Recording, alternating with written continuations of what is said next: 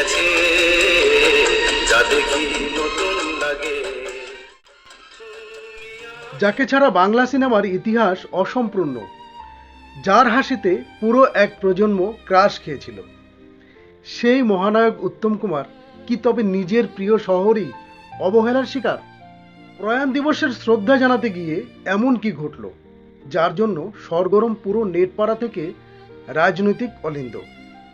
হ্যাঁ, জুলাইয়ের প্রয়াণ দিবসে কেওড়াতলা মহাশ্মশানে মহানায়কের যে নতুন মূর্তি উন্মোচন করা হলো, তা দেখেই ক্ষোভে ফেটে পড়েছেন অনুরাগী থেকে শুরু করে টলিউডের তারকারা।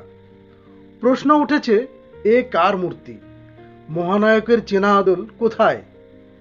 নেটপাড়ায় শুরু হয়েছে চরম সমালোচনা ও ট্রোলিং। কিন্তু ট্রোল আর বিতর্কের বাইরে গিয়ে মহানায়ককে কি এত সহজে ঝাপসা করা যায়? একদমই না।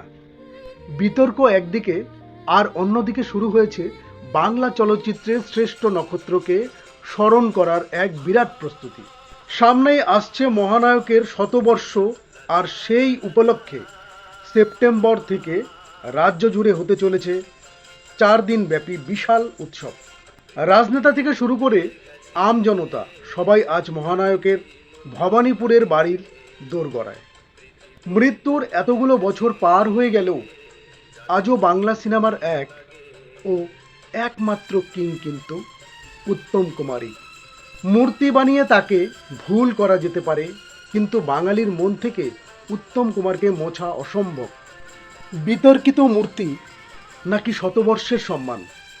তোমার চোখে মহানায়কের এই বর্তমান চর্চা কিভাবে ধরা দিচ্ছে বন্ধু? কমেন্টে নিজের মতামত অবশ্যই জানাও।